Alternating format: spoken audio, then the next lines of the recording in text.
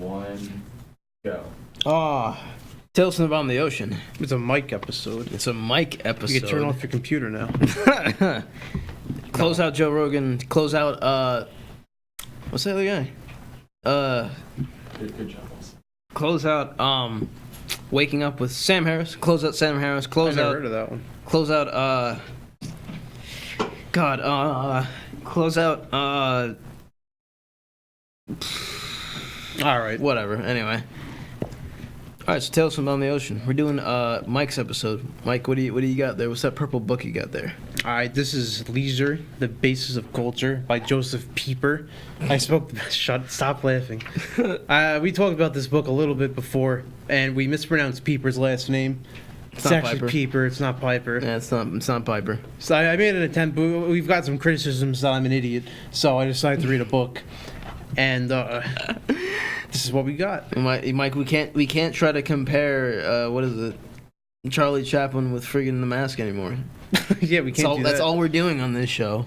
Oh man, I wish I had the mask. If it was me with the mask instead of Jim Carrey, it would be a much different movie. There was a comic before. All right, but yeah, we're talking about leisure and work, which we did already kind of talk about work. Yeah. With Mike was his name. Yeah, Mike and But we didn't really talk about Kyle. what work really is in a philosophical sense. all right. So I'm gonna read from you a passage. This is first. We're gonna read a little bit of an excerpt Excellent, yeah. from the passage that T.S. Eliot wrote. He was a modernist. Who was T.S. Eliot? He was a modernist who was born in the, I think, late 1800s. He wrote a foreword for this book in order to kind of lead you into what Pieper was about, because was a Catholic philosopher. So right. he had a theology and a philosophy. And a lot of people, I think I've said before, a lot of people ever since theology and philosophy kind of became separate, Yeah. they don't really how should I say, respect theology just because it's theology, in a sense. Like, they hear the word God and they turn their brains off, which I think they're doing themselves a disservice. Why? Well, you'll find out soon with this passage that I'm about to read to you why I think that. All right, go. But the passage reads, "The ideal philosopher would be at ease with every science, with every branch of art, with every language, and with the whole of human history." So they're at ease with it? It's not even that they're at ease with it, but they actually take the effort to understand it. So they just come to well, Like, it's saying the ideal philosopher is somebody who goes beyond just philosophy. They have to understand other aspects of the world, which theology is a part of. So to ignore it, I just don't think makes a whole lot of sense. all right. I mean, like, that's why I kind of don't like really agree with. I don't agree with the way that things like, I guess, leftism and rightism and centrism and the liberal, like, you know, I don't really agree with the way that these things are framed, because, like, I guess it doesn't really take into account the dynamics of sort of, I guess, culture. No, it doesn't. Stuff like that, but it also doesn't take into the account like the ignorance that comes with just not living in a particular time, you know. So People don't really stop to think like why they're why opposing views are even there. yeah, exactly. Like, they don't take the time to think about why do people think this. Yeah, And I think it's even worse when it comes to religion, because I'm not that much of a religious person. yeah, But some people just shut it down immediately, and they can't really explain why, other than, oh, well, it's obviously not real. And they don't even know that for a fact. yeah. They don't. And to go on more with that, this is T.S. Eliot speaking more about Pieper. He is himself a Catholic philosopher, grounded on Plato, Aristotle, and the Scholastics, and he makes his position quite clear to his readers. But his writings do not constitute a Christian apologetic that, in his view, is a task for the theologian. For him, a philosophy related to the theology of some other communication than that of Rome, or to that of some other religion than Christianity, would still be a genuine philosophy. Oh, so he's just doing basically what you said. Yeah, basically Before. just what I said. But there was another part. He was charitable to all forms of belief. All right, so this brings me like to a story that happened this week. Okay. All right, so I'm in a Facebook. Well, I was in a Facebook philosophy group chat. Yeah. And there was this person who posted, saying he was on a plane ride with an atheist, and he spent the whole plane ride talking to him about why you shouldn't be an atheist, which I think is it's an incorrect thing to do. Like, you're on a plane, you can't just kill somebody on a plane, which is what I would do if someone tried to talk to me about religion on a plane for like 4 hours. Yeah. But that's not the point, though. The point was that, like, the commenters, who I'm sure didn't even read the whole freaking passage, I'm sure they were like, they read the word theology and Christianity and they just turned their brains off immediately and just like, oh, well, why are you doing that? That's stupid. It's obviously a waste of time. Yeah. And I had said, like, there's a worth to theology in philosophy, and you guys just aren't really taking the time to consider that. Yeah. And someone said, Plato, whatever you want to say it. Plato, They're saying, like, he did just fine without theology, which is so far off because he's, like, one of the pioneers of Western, like, theology, based on his, like, ideas about, like, right and wrong and positive, like, all that stuff. Well, what were some of his ideas on right and wrong? Like just to name a couple. You got me there. No, it was basically about, like, some things about altruism and other things like that. But the point is, like, I just had to research it for like 10 minutes to know that that's not really true. Even if theology wasn't like a thing back then, Yeah. which it was. Like, there were Greek myths and things and like that, and he didn't outwardly bash them really, Yeah. and he kind of just drove the Western idea of morality to where it is now. So it doesn't make a whole lot of sense to really say that. Yeah. But the best philosopher to kind of compare Pieper to is Thomas Aquinas, and a lot of people credit Pieper for bringing him back to relevancy in the 1900s, because Cool. he was another Christian, Catholic, I should say, Catholic philosopher. Yeah. What's this passage here? It's a very, very interesting book so far. I'm digging Yeah, it. and this is only the introduction. He restores to their position in philosophy what common sense of Steenley tells us ought to be found there, insight and wisdom. Which I feel like people also kind of ignore. Like, any form of insight Yeah. that people, like, I feel like they don't really, they say they have it, but they just don't. Yeah, like, I mean,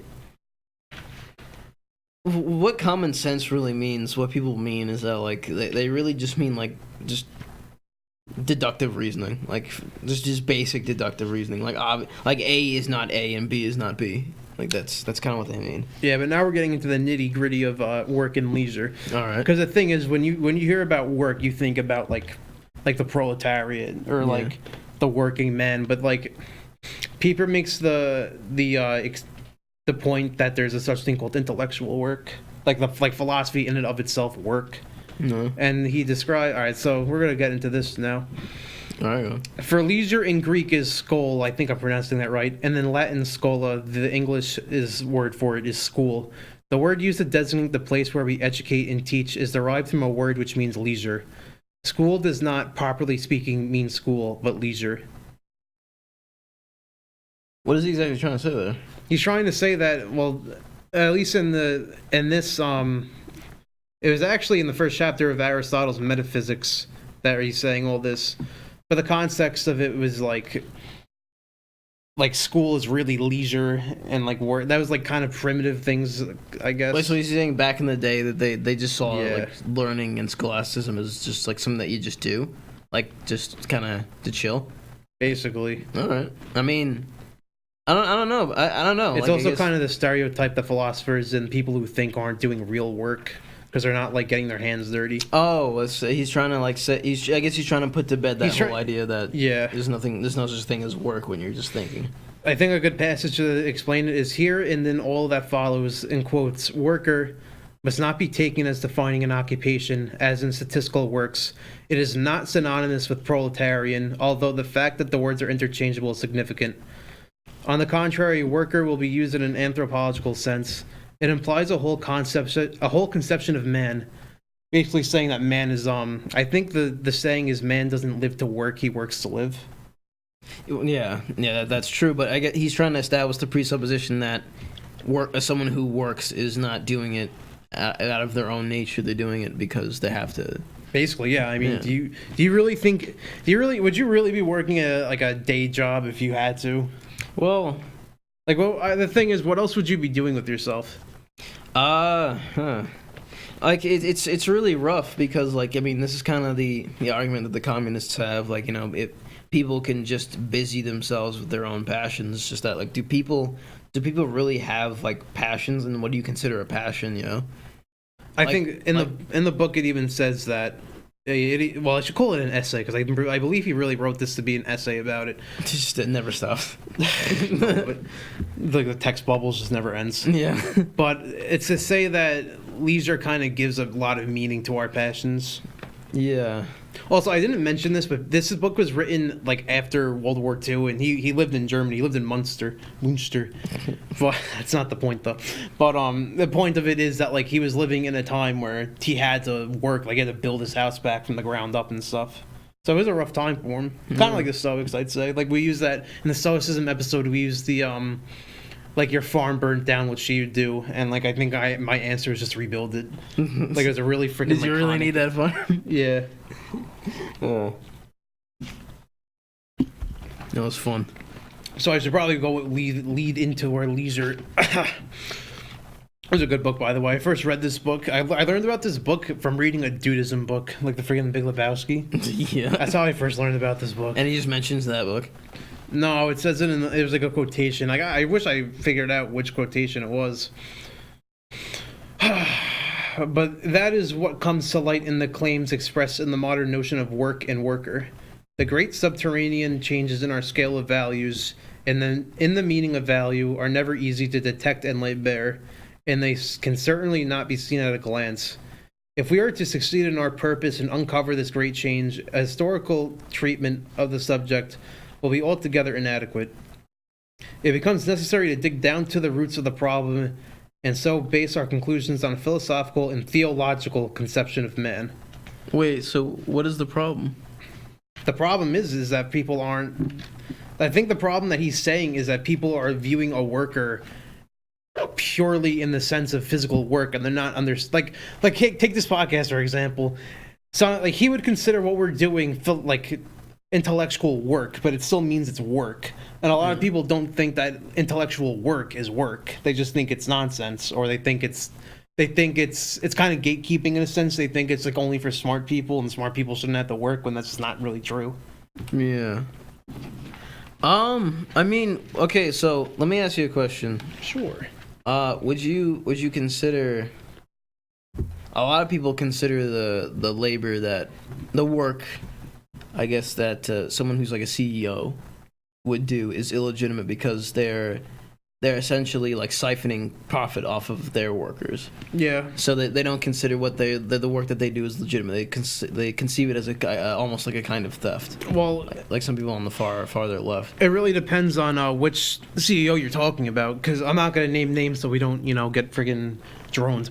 But there are some CEOs that like are selfish, and they do use their money. They don't. Some of them just stockpile their money, yeah. And some of them, like the workers, aren't being treated well enough. But like my point is that some people don't regard that as work at all. But like, I mean, it very obviously seems to be some kind of like intellectual. You have to be at least smart enough to make business decisions, or else you wouldn't have any of that money. Yeah. I mean, that is true. I'm not saying. The real big problem with that is if people are making unethical business decisions, which a lot do. Yeah. And to understand their philosophy behind it, I don't think it's anything beyond whatever makes them the most money. No, but I guess the thing I'm asking though is that like is the claim that their work is illegitimate if it's intellectual work, if we can conceive it as intellectual work. If you consider being a CEO intellectual work, I would say that's at least a little fair. Yeah. Really depend. But then It at that definitely takes a point, form of higher thinking. yeah, but then at that point you'd have to be like, okay, is their work more valuable? Like, why are they being compensated so much for their work? Is it technically more valuable? Like, I was Ayn Rand. Like, I think I didn't read Atlas Shrugged, but the premise of it was that like their work is insanely valuable because like without the people who or innovate and produce, then we wouldn't have anything. I feel like it's kind of equal. Like you need someone to call the shots. You need someone to actually do the work. Yeah, well, I was actually gonna. Well, okay, you know what? Go on. Go ahead, continue. Well, if you want, you got something to say. Say it. Well, I was gonna say like what's interesting is that we kind of associate yeah, I guess in this country like it's a poor assumption, but like sort of Democrat and Republican with the red and blue.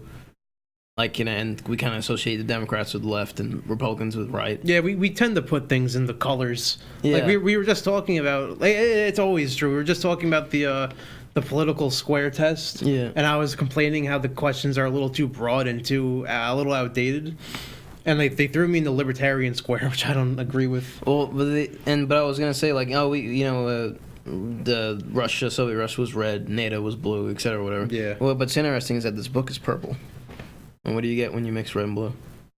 I'm not too sure if that was the intent. No, I thought it was interesting But it is because kinda like, interesting. but what he is saying is that he essentially wants there to be a synthesis, an intellectual synthesis between what we consider work and humanity in a theological sense, and in I guess a postmodern or modern sense. Like he sounds like he wants to merge the two bodies of thinking, to sort of make it so like, listen, there's meaning to be found in a CEO's work, and there's meaning to be found in a regular worker's work.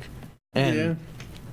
Perhaps. like, is he trying to necessarily say that they're equal? Like, what is he trying to say? I'm pretty sure he's trying to say that somebody has to be doing the thinking and somebody has to be doing the working. But it's not so much about that as much as it is like, it's mostly about just taking the word worker and taking it away from the term proletariat and trying to, like, everyone's kind of working in a sense. And it's also trying, like, when I get into the leisure part of it, it's trying to make a case that, like, leisure is, like, the ideal kind of man's ideal state. Like, leisure and sleep might as well be the same thing. Like, a man's really at leisure when he's doing nothing. All right, continue. All right, so within that sphere, the province of philosophy and of philosophical culture seemed furthest from the world of work, which that's the whole point he's trying to make. It seems like they're too separate. But nowadays, excuse me, I need some water. I could never be a teacher. I'd be one of those teachers that just had the projector. Yeah, the PowerPoint, the Read projector. this. Yeah, read this. And then they won't even read it anymore. I'll take a picture of it with their phone and they'll call it a day. They'll never even see the picture again. Nope. They won't yeah, that's the problem. Go on. Whatever. Within that sphere, the province of philosophy and of philosophical culture seem furthest from the world of work. But nowadays, the whole field of intellectual activity, not accepting the province of philosophical culture, has been overwhelmed by the modern ideal of work and is at mercy of its totalitarian claims. That is the latest phase of the struggle for power, of the process whereby that imperial figure, the worker, seizes power, and the Caesar of power is revealed in the conceptions intellectual work and intellectual worker, and in the claims to which they imply. So now he gets into he's getting into the fact that intellectual work is an actual thing. And that he's still getting into the point that philosophy and work don't need to be as separated as they usually are. What was it about, like, power being seized, whatever? Some Marxist crap. No, I'm kidding. What was that? That sounded interesting. Let me reread it and try to get it. But now the imperial figure and the worker seizes power. And the seizure of power is revealed in its conceptions. I think it's saying that as workers begin to kind of learn, they're learning that, like, they are able to seize power. Like, because workers are getting smarter, especially nowadays. Like, Yeah. like, you could have a worker that has a freaking bachelor's degree and he's still working at 7-Eleven because he's got, like, a bad hand handed to him, or whatever. A bad hand. He got, like, a bad deal handed to him, or whatever the case is. But I think it's saying that, like, people generally are getting smarter to know what they really are. Oh, so he's basically he's explaining the emerging evolution of just the standard worker. Yeah. Like, modernity is, like, the modern world is starting to catch up to this idea of work that we have. Now workers aren't like peasants anymore. They're educated people who have genuine, like, wants for power and wants for some kind of, meaningful pursuit in their lives. I think this passage will help us understand it better. Okay. The statement that knowledge is work because knowing is activity, pure activity, has two aspects. It expresses a claim on man and a claim by man. If you want to know something, then you must work. In philosophy, the law is that reason acquires its possessions through work. That is the claim on man. But there is a subtler claim, not perhaps immediately visible in the statement, The claim made by man, and now it's a semicolon. If to know is to work, then knowledge is the fruit of our own unaided effort and activity. That knowledge includes nothing which is not due the effort of man, and there is nothing gratuitous about it, nothing inspired and nothing given about it. So he's basically saying that you can't have knowledge without work. Okay. And if school is to mean leisure, how does that really make sense? Oh, so he's debunking this idea of scholasticism Yeah, being just something that like is School- fun to do like on the weekends or whatever. Yeah, like acquiring knowledge can't be considered leisure because you're working to get it. You don't just get handed knowledge, Yeah. generally. At least not knowledge you were looking for, usually. Yeah. You gotta have somebody Well, I mean, knowledge. Yeah, Jesus. or something. Well, knowledge is an interesting thing because what would you consider knowledge to be? Like, is there something that you could learn that's just like you can learn without even really expending any energy? Or does everything require like? I feel like there's the kind of difference between wisdom and intelligence. Yeah. Like if you could figure something out without actively having to do that, I'd say you acquired some form of wisdom. Like if you one day realize something just by thinking it. Yeah. But I think knowing if that actually works, you really do have to go out and work at it and see if it works. The very active experience in the world is some kind of work. Yeah, like it's basically just a difference between intelligence and wisdom. You have to I had to go out and read this book, and I freaking Well, it's interesting. Like I didn't just learn this. Oh yeah, well it's interesting because I guess Ayn Rand would conceive of that as like maybe the proper way of thinking about it because she believed that knowledge and reason were active things. So they weren't just like things that were backed up by, I guess, presuppositions that are out of your control that you just establish based on your own biases. What was the philosophy or whatever that it said that? What did it say? It said that knowledge isn't real or something, or like facts are bias. Postmodernism. Yeah. What does that really mean? Well, it's the rejection of meta narratives, man. Like it's the rejection of their legitimacy. It rejects the legitimacy of words. Like the things that you know, like knowledge that you have, like whatever concrete understanding of the world that you have. It's not necessarily that you know anything. It's just that you're trying to sort of ascertain power in the world and over other people.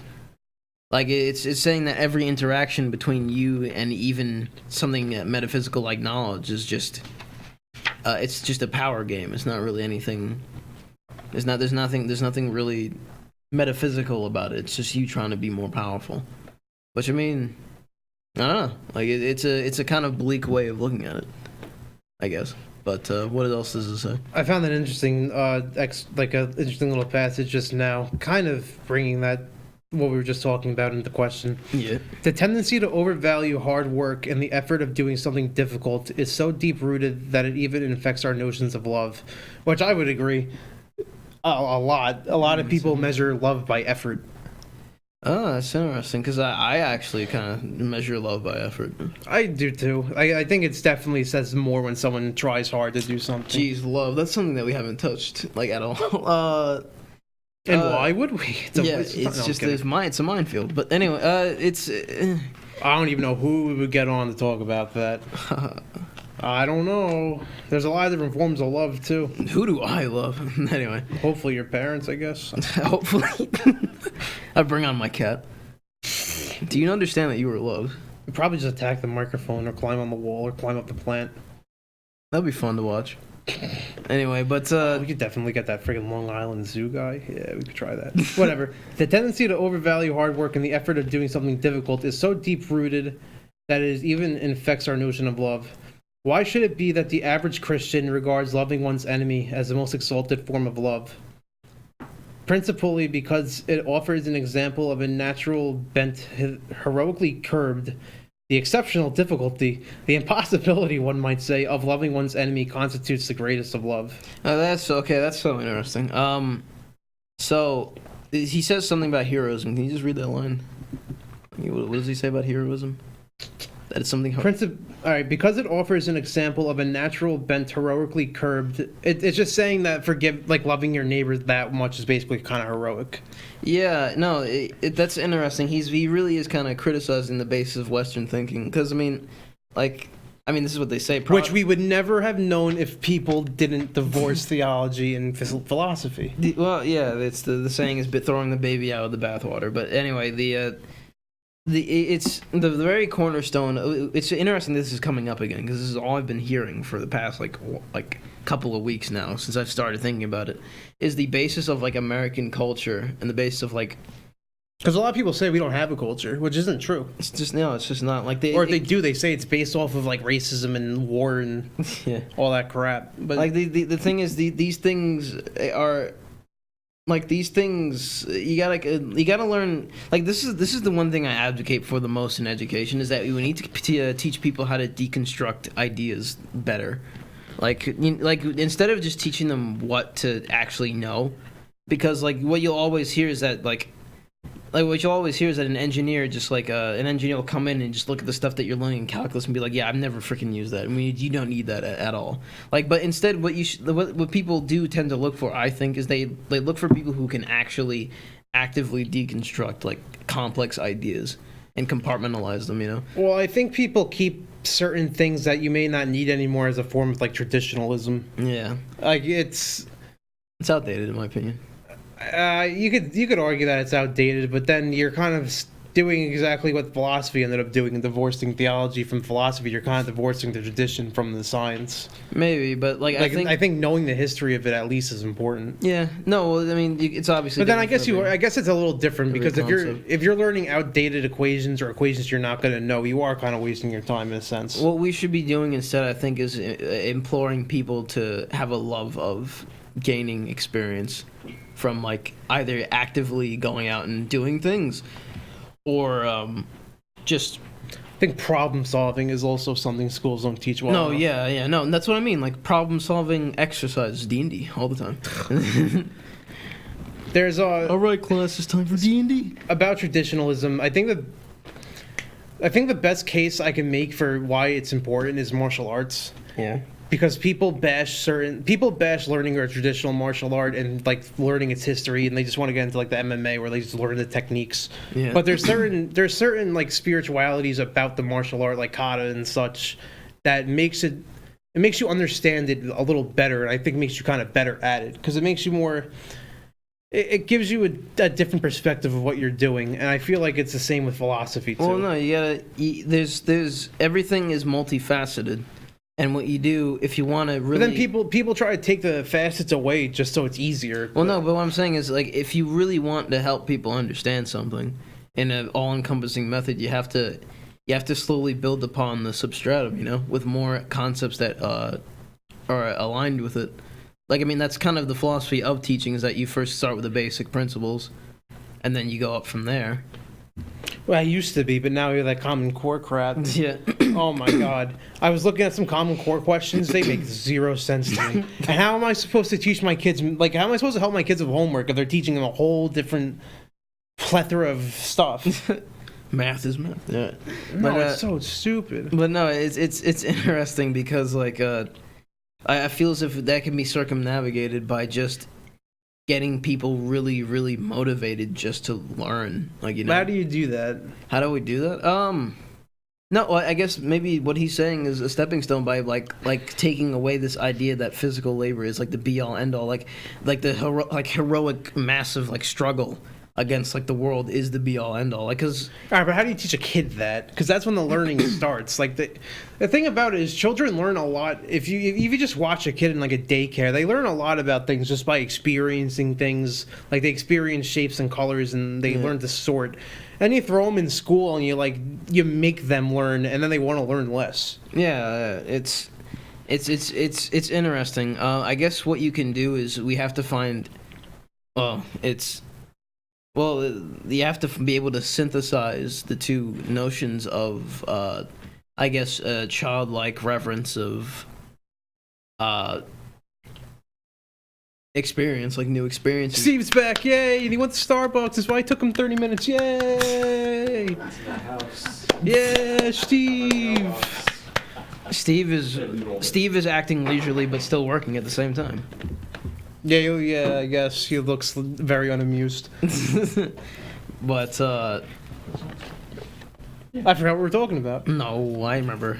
Kind of. Oh, we're talking about kids and like how. No, you have to find a way to synthesize the sort of childlike reverence of new experiences with actual concrete ideas. Dude, you know how badly that got crushed for me and why my life sucks so bad? What? What? Dude, all right, the transition for me from kindergarten to first grade was like, it was like going to Rikers. It was horrible. I talk about prison a lot. Didn't your first grade teacher like make fun of you? Oh my god, all right, so my kindergarten, this is the transition. This is where things got real in life. In kindergarten, everything was simple. You learned through shapes and colors and fun songs, fill in the blanks. You kind of make the kids think in a way. They ask you like, oh, what are some animals? They're like, oh, rabbit, oh, dog, oh, pygmy marmoset, and they write it down. And they're like, yeah, I know that's an animal. They do math by getting the kids engaged. They don't test children with paper. They just like, oh, what's 2 + 2? Oh, 2, 1, 4. It's like 4, yeah, 4, and it's stuff like that, and it's nice. And there's playtime, there's nap time. They get like. It's nice. And then first grade happened. I get this old bitch of a woman. Yeah. Horrible. Like, all right. I'm telling you, the kindergarten room was so colorful and nice. And then I walked into the first grade room and it was gray. That's all I can remember. It looked like a noir film. It was just gray. And I had this old, angry, mean teacher. First day screaming at us for not having the books that we just learned we had to have. Like, I don't know what a textbook was in kindergarten. I don't know if I have to bring this with me. The only thing I had to bring with me was a show and tell thing. Show and tell and bye-bye after kindergarten. Right. Like, it doesn't let you express yourself. And then, like, they hand me these big-ass tests. I got a reading comprehension test like half the size of this freaking book. Which, this is a small book, but if you're 7 years old... You didn't think that would happen to you, and 2 + 2 on the board becomes like 2 + 2 + 3 on a piece of paper. You got no one to help you. You got no time to think. You got no time to learn. You just got to write stuff down. They leave you to your own.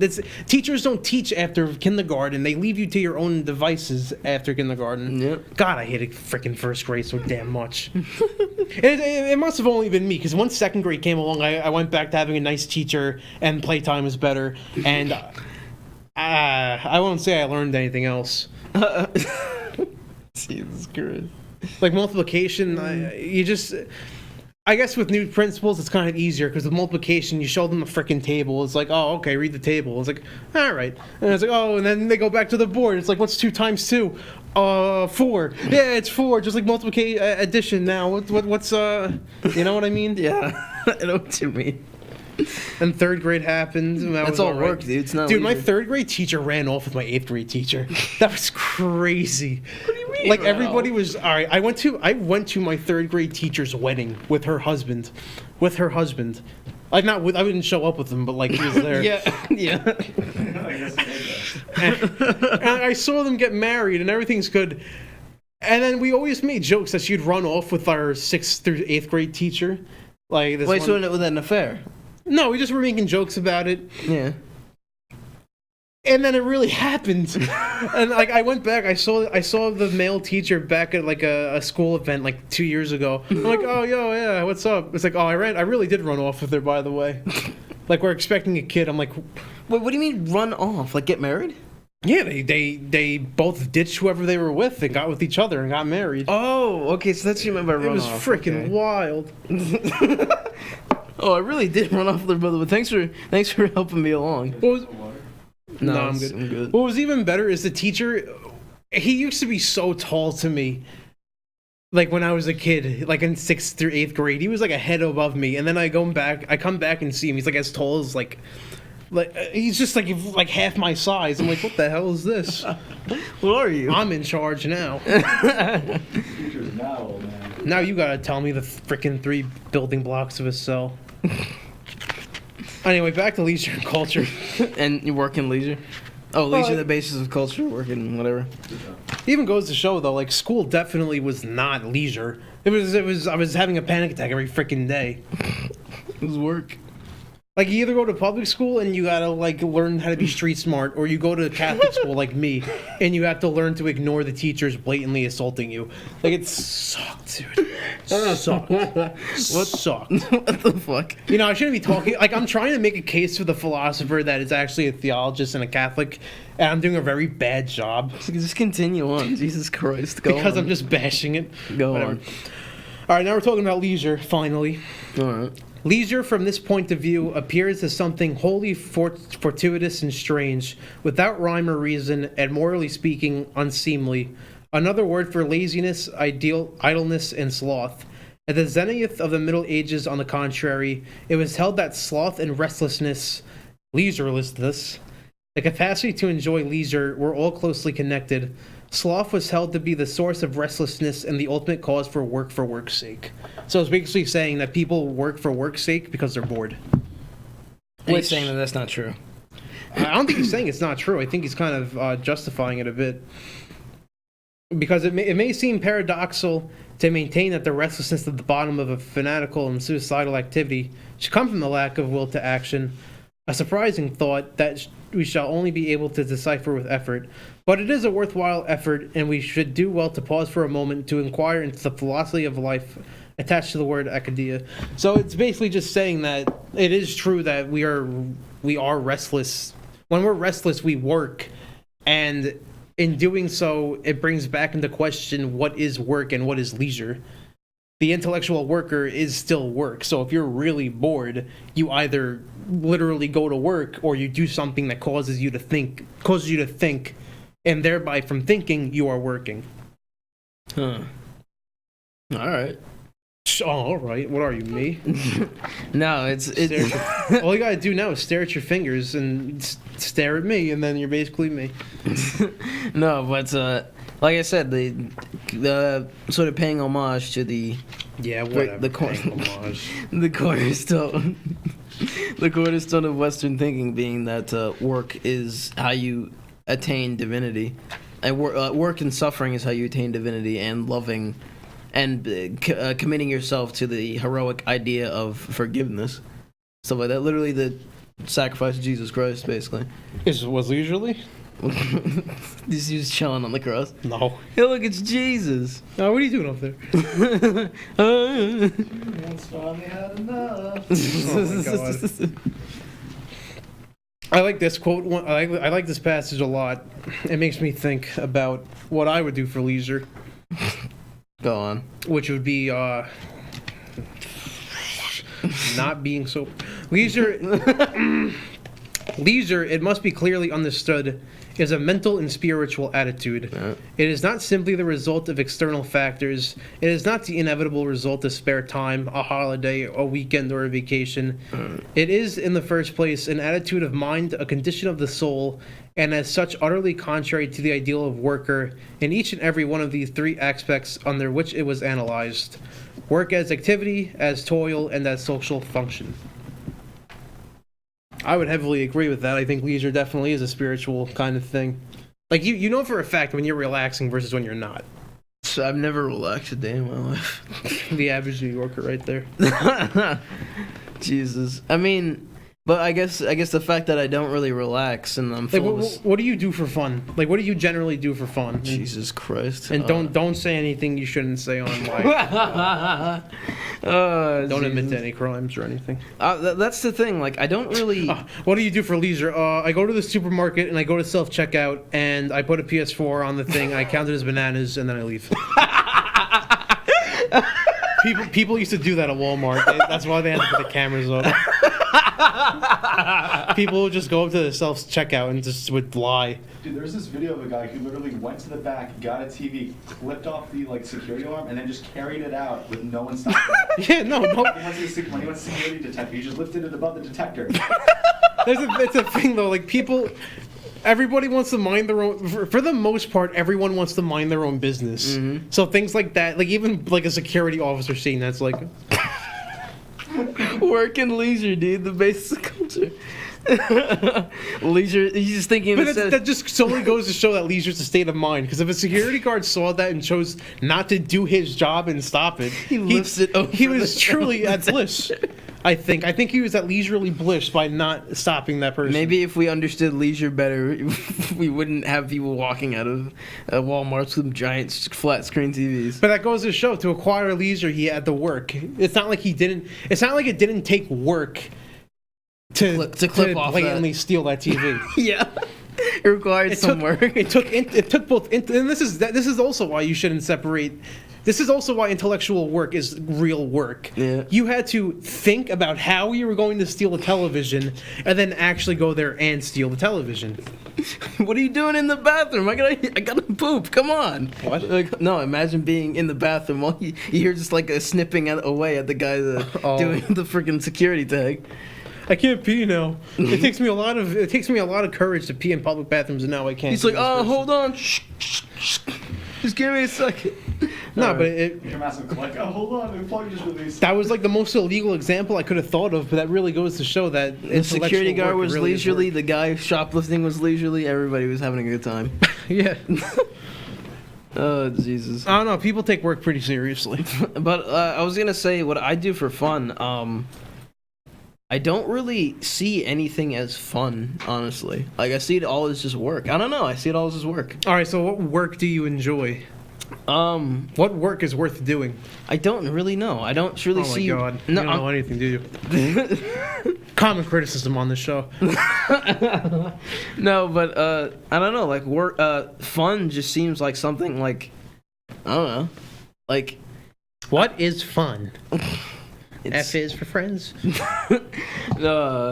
Copyright struck. Anyway, but I don't know. Like fun is.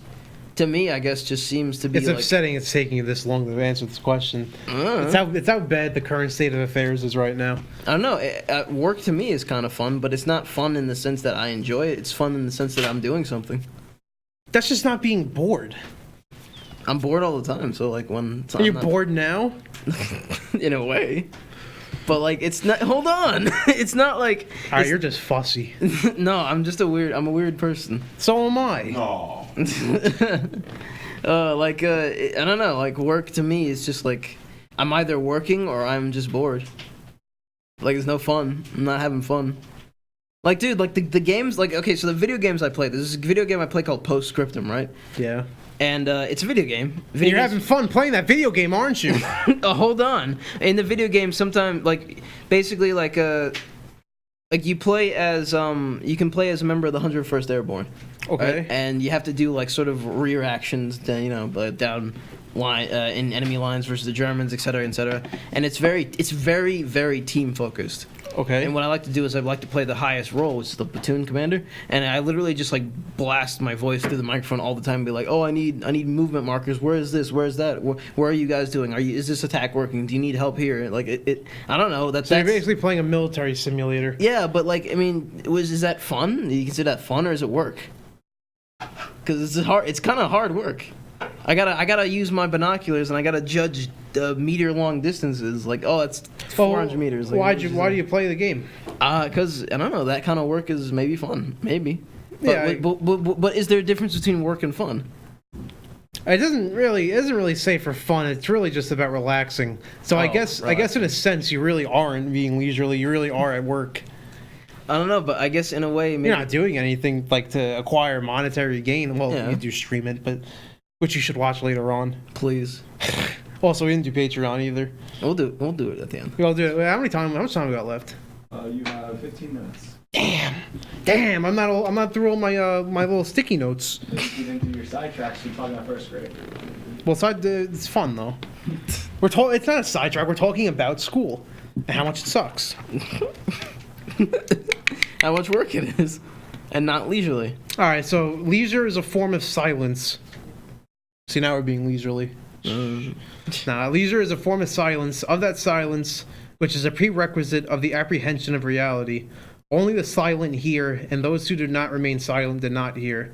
Wish people would like figure that out in the movie theater, because oh my god, why do you clap at a movie? I hate that so freaking Clap at much. Dora. What? They clapped at the end of Dora. Was that a good movie? The jump cut's not happening this week, so I'm not gonna know. I don't know who it's for. Silence, as it is used in this context, does not mean dumbness or noiselessness. It means more nearly that the soul's power to answer to the reality of the world is left undisturbed. Oh, wait, say that again. Silence, as it is used in this context, does not mean dumbness or noiselessness. It means more nearly that the soul's power to answer to the reality of the world is left undisturbed. Wait, so you're letting your soul answer to to reality without... It's basically by being silent and by being leisurely, you could really grasp the world itself. You're away from work. You don't have an objective goal, which lets you, ironically, since you're away from a goal, you kind of acquired something that you weren't doing when you were working. So there's no goal, basically. Like, you're just... Yeah, the only goal is to not work. So is that a goal? Yes. Why do you think people try to acquire so much money? So they could... Like, what about Kyle, for example? Our friend Kyle. He was on the show. He was on the show, yes, he was. This is like the 5th time I give him a shout out. But he quit his job because he hated it and for now has enough money to not work. That's the life. Yeah, In my opinion. Oh, yeah, I guess it is. I guess he could end up being bored and restless and then try to go get another job and go to do whatever he has to do. But he could if he wants. I mean, what is he doing in the meantime? Leisure. Things that he enjoys. Yeah. Which is technically work. So you can't really call someone without a job lazy if they're technically working. The only real lazy person could be someone who does nothing. In that sense, I know that's not true. You gotta contribute to. You gotta contribute to society somehow. But I'm gonna keep reading. So if I'm like getting my rocks off all day and night, all right. I'm working. Yeah. For leisure is a receptive attitude of mind, a contemplative attitude, and it is not only the what? Time to clock in. Go on. Oh my god. For leisure is a receptive. I'm working overtime. So this is work.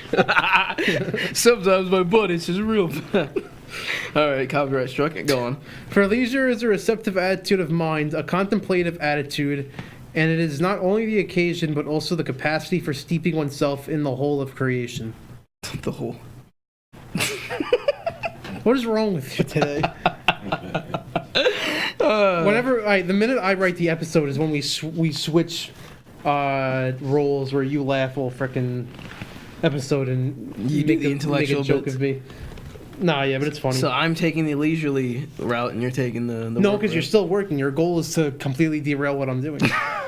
That is a legitimate goal, Yeah. and that is legitimate work. Okay, fine. What did you say? Say it again then. Say, what was the line? For leisure is a receptive attitude of mind, a contemplative attitude, and it is not only the occasion, but also the capacity for steeping oneself in the whole of creation. What is he saying there? Oh my god. No, but I'm- No, you're right. Yeah, what are you saying? You're right. It's basically saying you can't really contemplate unless you're leisurely. Wait, you can't what? I'm sorry. Wait a minute, but what the hell? That makes no sense. Wait, what is he saying? I said you can't contemplate. All right, in order to be able to contemplate, you have to be at leisure. But then Isn't an contemplation, intellectual right? worker is one who contemplates. Okay, so then the work and So there we go. contemplation- Work and leisure are the same thing, people. No, wait, wait. Then he's trying to divorce. He's trying to divorce contemplation from its relationship with intellectual work. Then I hope he gets the kids. what? Nothing. And on to my last sticky note. All right, go on. Sleeplessness and the incapacity for leisure are really related to one another in a special sense, and a man at leisure is not unlike a man asleep. Heraclitus, excuse me, the obscure, observed of men who were asleep that they were too busy and active in the happenings of the world. When we really let our minds rest contemplatively on a rose and bud, on a child that play, on divine mystery, we are rested and quickened as though by a dreamless sleep. And he brings up Christianity again. Or as the book of Job said, get a job. Or as the book of Job says, God giveth songs in the night. Moreover, it has always been a pious belief that God sends his good gifts and his blessings in sleep. And in the same way, his great imperishable intuitions visit a man in his moments of leisure. It is in these silent and receptive moments that the soul of man is sometimes visited by an awareness of what holds the world together. In the form of like dreams, I guess. Form of dreams or the form of like something just coming to you while you're. It's like I said earlier in the episode, like certain things just come to you when you're just not doing anything. Oh, like I feel like the human brain kind of like offers questions to give itself so that people just don't stay bored forever. well, I mean, Carl Jung, in his work, he posited the idea that the human consciousness is actually an amalgamation of different personalities, or components of personality. And like the thing is, you can actually have a relationship with yourself, like with the way that you would do that is the components of your personality just communicating with each other. What's interesting is that I didn't come up with the idea, but I actually thought about that being true before I even knew about Carl Jung. Not to say like I'm a freaking genius, but it's interesting how close to reality I feel as if Carl Jung's work was. Yeah, I feel like certain things definitely hit close to home better than others. Yeah, but like I mean, it's interesting because like I guess if that wasn't true, like say you was just your consciousness is so primitive to where it's like, but to still advance to the point where you can like, I guess like be as developed as we are. Like if you just had one consciousness and it was completely concrete and Like a hive mind, you mean? maybe kind of something like that, but like if it was just one consciousness and everybody had only one individual to themselves, like do you think like the idea of like imagination and inspiration like wouldn't really exist? Like because it feels like what he's trying to say is that like there's a kind of nirvana that you can achieve when you're acting leisurely.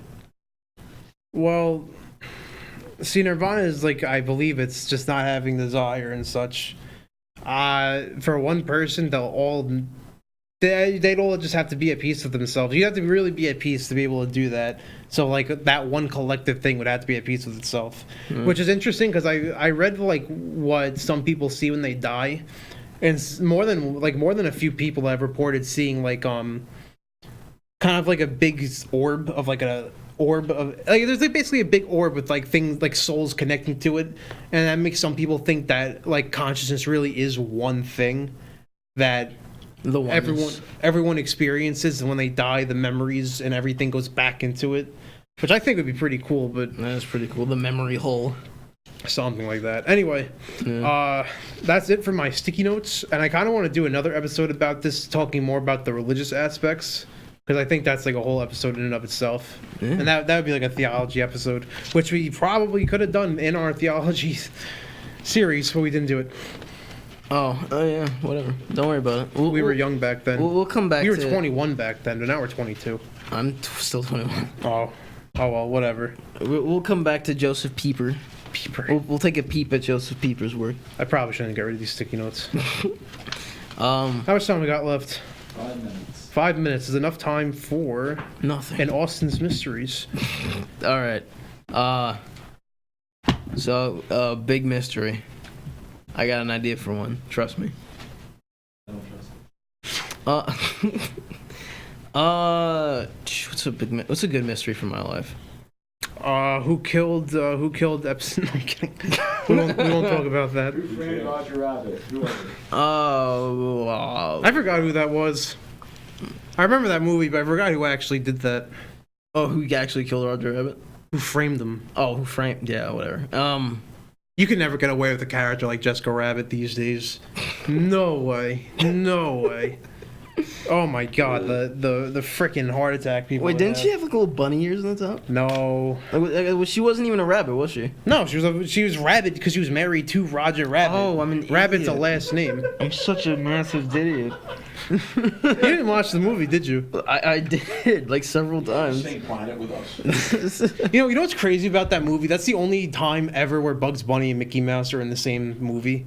That was cool. That freaked me out when I was a kid. It kind of freaked me out too. Yeah. It's like seeing. It's like you would never think. We ended up getting crossovers of like our childhood and like Mario and Sonic, freaking. But everyone before us, they didn't get that liberty, Unfortunately, no. which is win on this mystery.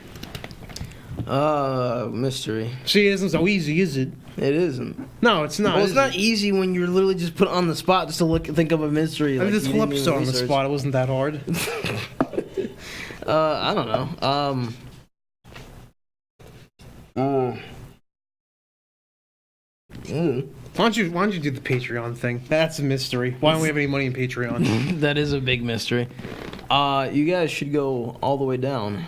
Why don't you be my patron? It's down it's down the street and to the left to patreon.com/area22. Consider donating to our cause, to this holy. If you buy holy me more crusade. books, I'll be able to be smarter, and the show will be better. Yeah. Please, Because he wanted to borrow this book, and he's yet to do it. please curb Mike's addiction to his own stupidity. Yeah, it's freaking ignorance is bliss, dude. Why would you even want to be smart? It's leisure. Exactly. The less you know, the more leisurely you are. Exactly. The dumber you are. That's don't get that idea. That's not true. I'm teaching nothing but bad lessons to people who are way older than me, mostly. Yeah. Listen, we gotta stop comparing. What's the two movies? We gotta Apples, stop, oranges. No, we gotta stop comparing the Mask to Charlie Chaplin. That's Charlie Chaplin. We should have Jim Carrey on the show. Not that hard.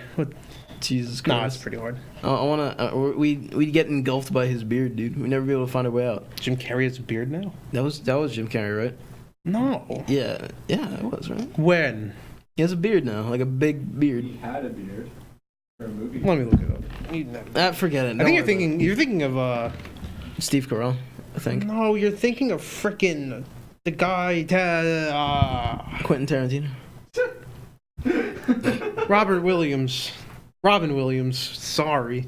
Jim Carrey also had a beard. Everyone had a frickin' beard at one point. Who cares? You have a beard, Mike. You're not kind of. famous.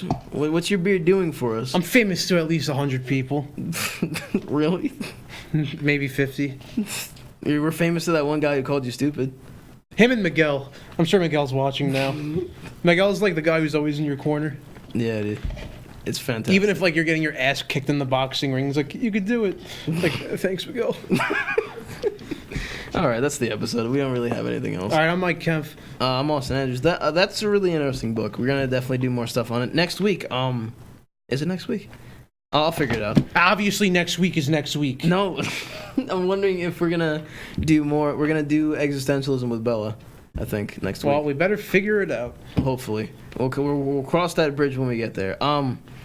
If I were to say anything else on that book, Burn that bridge when we get to it. yeah. If I were to say anything else on that book, one thing I'm focused on really is the synthesis of interposing sort of ideas. Like I feel as if ideas, like say like objectivity and theology, you really could synthesize them, and we would do a lot better for ourselves if we did. Like Yep. you know. Like, Theology has its place. yeah, like I feel as if everything has its place in these. I feel as if my main contention with these dynamics of like politics and culture and whatever. Like the thing is, like you're never acting just like a Westerner solely all the time. You're never acting like someone from I don't know Deutschland all the time. Like these things, these things like. It's very dynamic the way that we respond to certain things around, and maybe And people ignore those dynamics. yeah, and people, of course, like your culture and like the deep facets of your personality do have a lot to say about the way you react. But I think that we do ourselves a better disservice when we start synthesizing these concepts that we have and start thinking like, hey, like maybe these are both true simultaneously. Like maybe Ayn Yeah, Rand. people really do pick a philosophy and stick with it Yeah. tooth and nail. Like I feel as if People do the same thing with religion. Like yeah, like I feel as if you really can make an individualistic argument for a kind of collectivization. I feel as if Ayn Rand's objectivism could really be synthesized properly with postmodernism in a way that's like better for everyone. Yeah. Maybe if it wasn't Ayn Rand. All right, but time's up. Yep. So we are going down. Yeah. Thank you so much, everybody, for watching. Please, again, consider donating to Patreon. Shut up. The episode's over. No, it's not. Not yet. Not until the fat lady sings. Oh, You're not fat, Steve. Shut up. But I'll be That's streaming. the one part that mattered. Okay. I'll be streaming tonight. You're not fat, but you are a woman. I'll be streaming tonight at 9. Salty_C_gaming at Twitch. Yeah, that's it. Thank you so much. Now we're going down. Yeah, Thank you. Yeah, thank you so much for the episode, Mike. We're going down. Yeah, you're welcome.